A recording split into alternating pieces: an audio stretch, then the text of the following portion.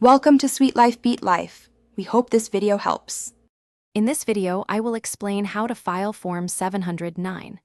We'll start by understanding who needs to file this form and the importance of the annual gift tax exclusion.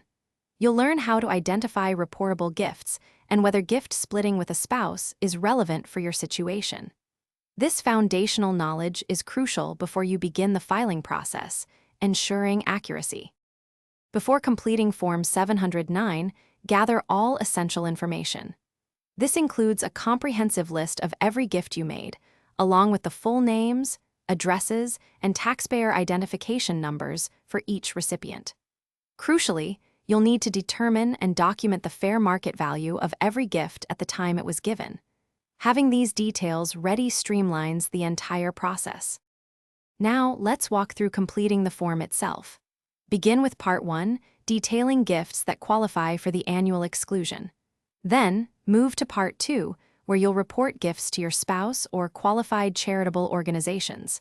Finally, carefully calculate your total taxable gifts and any resulting gift tax liability. Accuracy in these sections is paramount for correct filing. The final steps involve a thorough review and proper submission. Double-check every entry on your Form 709 for accuracy and ensure all required sections are complete. Don't forget to sign and date the form before you send it. Finally, mail your completed Form 709 to the appropriate Internal Revenue Service address to ensure timely processing. Thanks for watching. Consider subscribing if we helped you.